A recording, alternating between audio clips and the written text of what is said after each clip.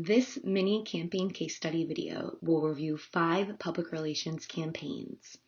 We will be discussing campaigns that are motivated or informed through research. And to discuss this, we'll review the overall campaign goal, the campaign strategies and tactics, the success and failure measurement of the campaign, and primarily discuss how research informed the campaigns. We'll also quickly review the agency and client for each of these campaigns as well. The Team Heart Safety campaign was a part of an ongoing partnership between Philips and the Dutch Heart Foundation, which sought to make the Netherlands a heart-safer country and raise awareness to cardiovascular health and safety during exercise and events like the 2019 Eindhoven Marathon, where this campaign took place. This campaign specifically sought to raise awareness to the need for 6-minute safety zones, which correlate to automatic external defibrillator devices, which are crucial in the need of cardiac arrest resuscitation. Research informed this campaign in many ways. The foremost being that in the event of a cardiac arrest, resuscitation is crucial within the first 6 minutes. This not only motivated the campaign to highlight this fact at the Eindhoven Marathon, but further was motivated by research from the Dutch Heart Foundation, which calculated that the Netherlands still needed 5,000 AEDs in order to provide national coverage.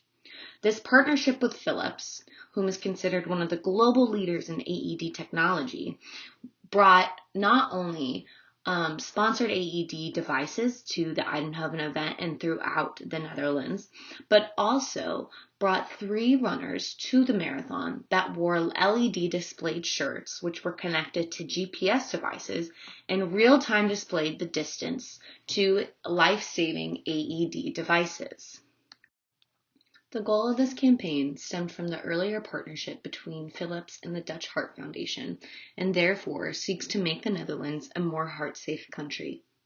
The strategy in this campaign to accomplish this goal was to inform runners and athletes of the importance of access to AED devices in the event of cardiac arrest, as a part of that greater mission.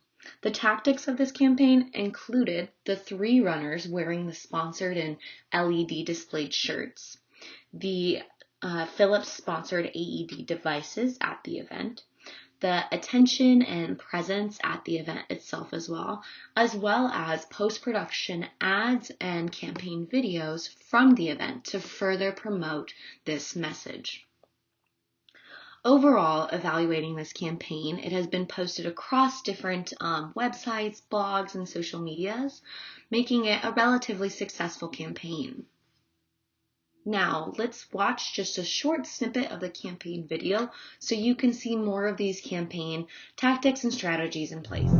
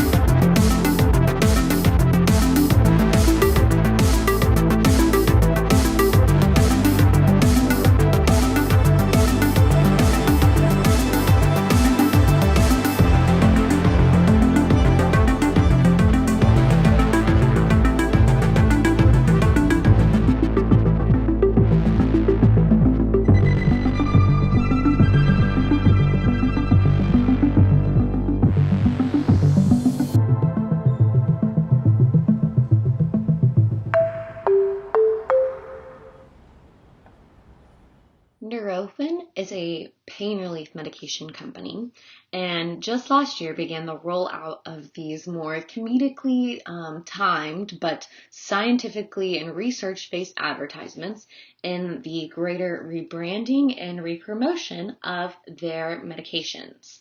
The client in this campaign was obviously Nurofen, and the agency that completed this research actually and the campaign production was the McCann agency located in London. This campaign built on previous research, which was actually done in a 2009 study, which declared that there was a reasonable correlation between swearing increasing pain tolerance in the short term. And although this campaign was built off of this 2009 study and really motivated from it, there was also greater research done into the audience and Nurofen market, which indicated that the brand really needed a fresh approach and just an overall new strategy when it came to marketing. This really led them to make the attention-grabbing and profane ads that they had, like we'll see here soon with the What the Bleep campaign. But they really wanted to make, within the research for this campaign, they sought to make a new unoffensive swear word. But the research clearly found that, unfortunately, only traditional swear words had the effect of increasing pain tolerance in short-term time. So the goal of this campaign was to familiarize younger audiences with Nurofen, but to also position itself as a leading authority on pain management and science. The strategy to accomplish this is through creating scientific and research-based ads, but also creating entertaining ads.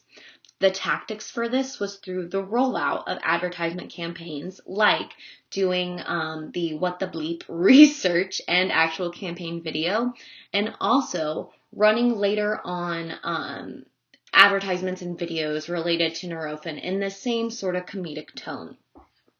This campaign was very successful. It generated noticeable news and social media coverage, but it also came third place in the Best OTC Audiovisual Advertising Awards. So this campaign really generated a lot of buzz and garnered a lot of attention for Nurofen. Now, we'll just watch a short snippet of this ad just so you can get a taste for how they positioned this to sell the pain relief medication, but I think you'll find it quite entertaining. We get people into the lab, they dip their hand in ice cold water, they repeat a swear word and a neutral word, and we look for how long people will hold their hand in the ice water for.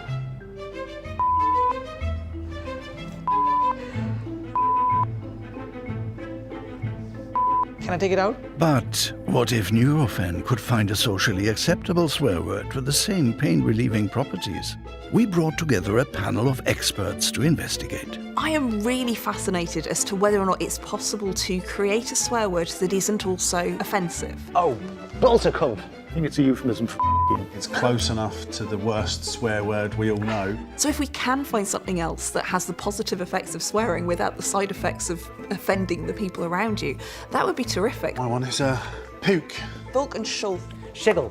So if you want a swear word for an immediate reaction to pain, we're down to the monosyllables. We're down to we're down to. It's going to be short, plosive exclamations. Ouch. In my head, it sounds like ouch. No, I would get kicked in the twist pipe. It was time to put our new words to the test. Fouch. Fouch. Fouch! Twist pipe. Twist pipe. Twist pipe. So, what did we learn? We found that swearing helps pain thresholds as well as pain tolerance. However, did Fouch and Twist Pipe help people cope with the ice cold water for longer? No, not at all. What we've shown, when you do injure yourself, when you are in acute pain, you can't beat a good. So there you have it. It might not be big, but it is clever. Because swearing helps us tolerate pain until we can find something longer lasting. Carlsberg Beer has used the slogan, probably the best beer in the world, since 1973, until they decided to completely subvert it on its head and go ahead and throw the not in there for this campaign. The campaign was done by the agency Fold7 that did the creative materials and helped Carlsberg really put together the promotional materials for the campaign. However, much of the messaging and idea behind the campaign originated from research within Carlsberg and a lot of consumer listening.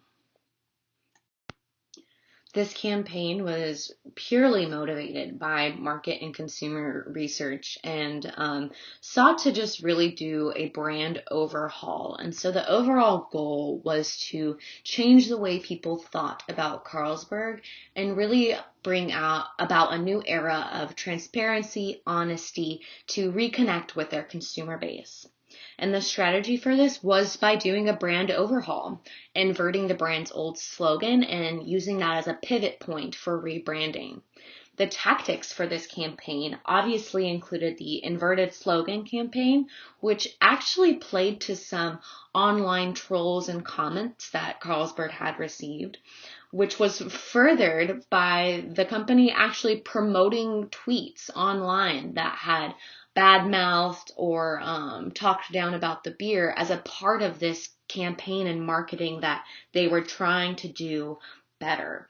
Overall, with all of this, probably the most important tactic in this campaign was the complete revamp of the product. So rebrewing, new packaging, new glassware, and new marketing in a sense as well, as we'll see in a minute.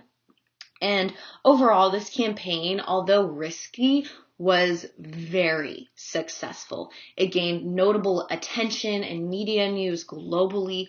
It presented a really positive response on social media and from their consumers in a consumption and market perspective. And it also was even determined to be Market Week magazine's best campaign of 2019. And here, I just want to show you one of the short advertisements they put together for this campaign in addition to the print marketing materials. And really interestingly, it appears that Carlsberg has pivoted from this probably the best to probably not the best to now just being in the pursuit of better.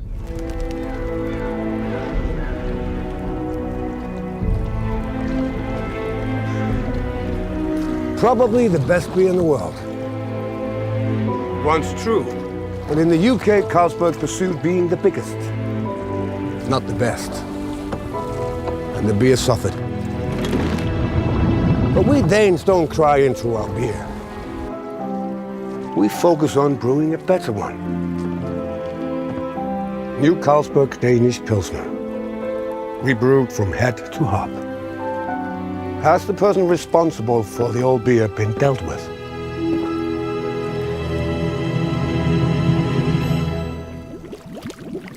Probably.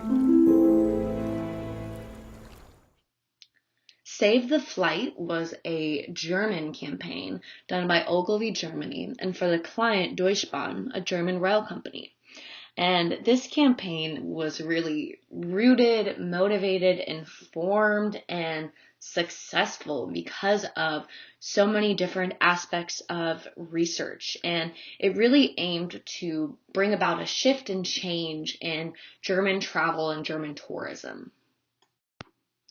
This campaign was motivated by the finding that 72% of Germans go on vacation abroad, and that really motivated the Ogilvy and Deutsche Bahn team to create this campaign that uses data from Facebook and Getty Images, and then they created an algorithm which will combine images from popular travel destinations to places in Germany that actually look very similar, and then further plays live video ads that show the travel rates per flight compared to per train cost in Germany.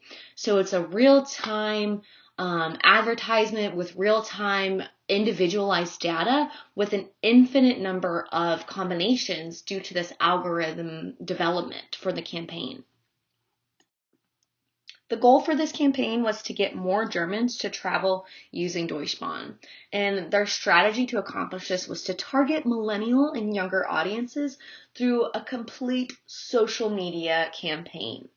Their tactics include classic online advertisements on social media websites like Facebook and Instagram, but it also included Instagram campaigns, so hashtag campaigns, influencer marketing, which was done through the Takumi agency, and also through the development of really innovative advertising tools that did real-time social media comparisons on Facebook. This campaign, overall, when we look at it, was very successful. On metrics alone, it had a million-wide user reach and had a really reasonable conversion rate for Jour531 as well. Furthermore, this campaign won awards from Cannes Lions and the New York Festival's Advertising Awards as well. I did not give the algorithm that Ogilvy and Jour531 had created together its best justice, so I just want to play a short snippet from their campaign video that really explains in detail how this science and big data science works.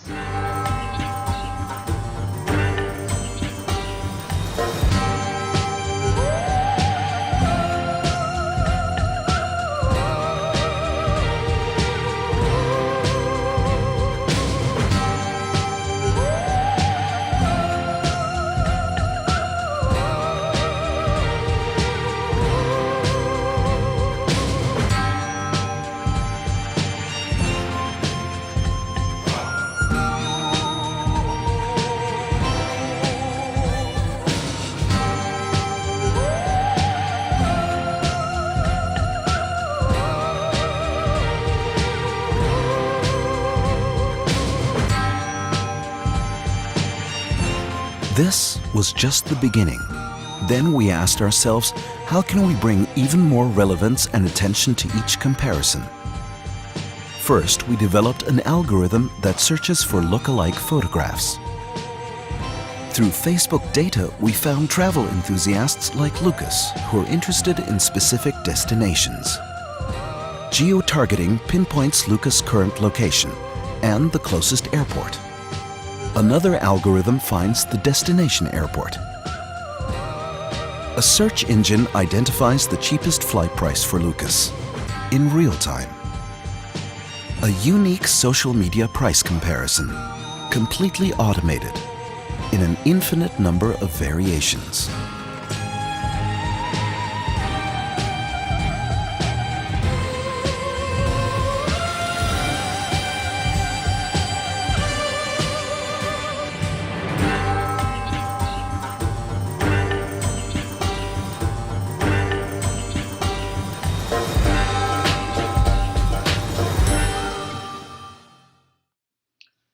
Clean Air Now was a print campaign done between Greenpeace and Ogilvy Hong Kong and Shanghai, and brought in artists to create visual renderings of the long-standing effects and impacts of climate change, and more specifically air pollution, and what our man-made air pollution has on places that we don't normally think about or wouldn't think about impacting with our actions.